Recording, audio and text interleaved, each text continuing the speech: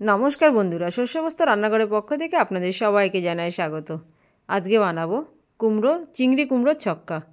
এমনি নিরামিষ কুমড়োর ছক্কা আপনারা সবাই বাড়িতে বানিয়ে খান। আমি এভাবে চিংড়ি দিয়ে কুমড়ো ছক্কা বানিয়ে আজকে আপনাদেরকে দেখাবো। তেলে দিয়ে দিলাম গোটা জিরে, দিয়ে দেবো চেরা কাঁচা লঙ্কা, এবার দিয়ে দিচ্ছি পেঁয়াজ কুচি। এগুলো হালকা ব্রাউন কালার করে ভেজে নেব। এবার দিয়ে দেবো একটু আদা বাটা, দিয়ে একটু ভেজে নেবো ভালোভাবে, যেন আদার গন্ধটা না থাকে।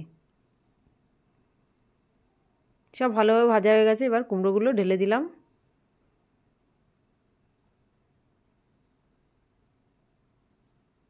কিছুক্ষণ নাড়াচাড়া করে নিলাম।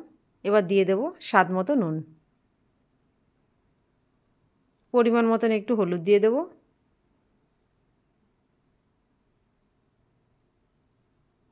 এবার দিয়ে দেবো লাল লঙ্কার গুঁড়ো। খুব ভালোভাবে মিলিয়ে নেব সব মশলাগুলো দিয়ে।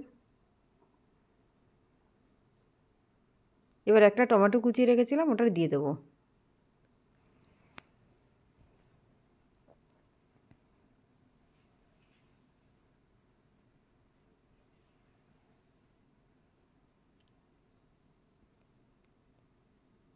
সব কিছু দিয়ে ভালোভাবে কষিয়ে নিলাম।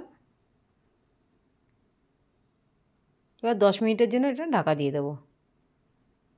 ঢাকা দিয়ে একটু ঢাকা তুলে নিলাম।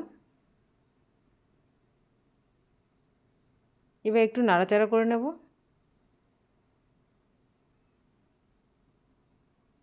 এদিকে অন্য একটা ফ্রাই প্যানে চিংড়িগুলো ভেজে নেব। চিংড়িগুলো প্লেটে নিয়ে নিলাম, দিয়ে দিলাম নুন, দিয়ে দেবো একটু হলুদ গুঁড়ো, ভালো করে মাখিয়ে নিলাম। ফ্রাই প্যান গরম হয়ে গেছে, তেল দিয়ে দিচ্ছি। এবার চিংড়িগুলো তেলে দিয়ে দেবো।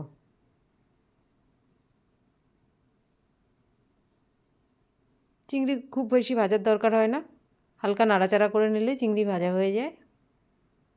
আর খুব বেশি ভাজলে চিংড়িগুলো শক্ত হয়ে যায়।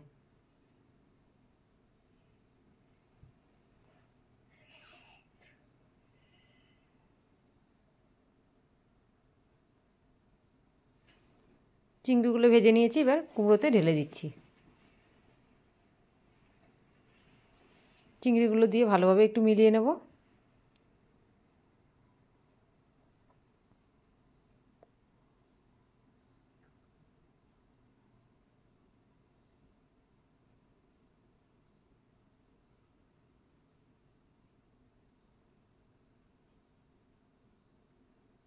এভাবে চিংড়ি দিয়ে কুমড়ো বানিয়ে খেয়ে দেখবেন, অবশ্যই ভালো লাগবে। এবার দিয়ে দেব গরম মশলা গুঁড়ো।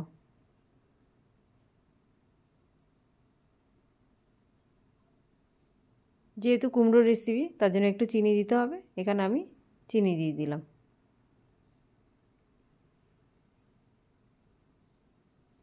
উপর থেকে ছড়িয়ে দেব ধনেপাতা কুচি।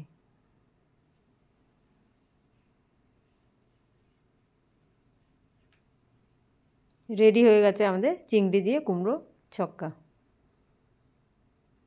এবার আমরা প্লেটে তুলে নেব।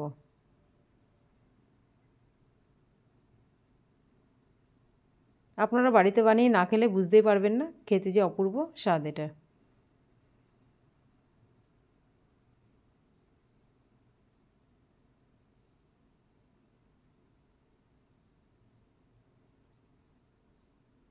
সুন্দর করে প্লেটে তুলে নিলাম।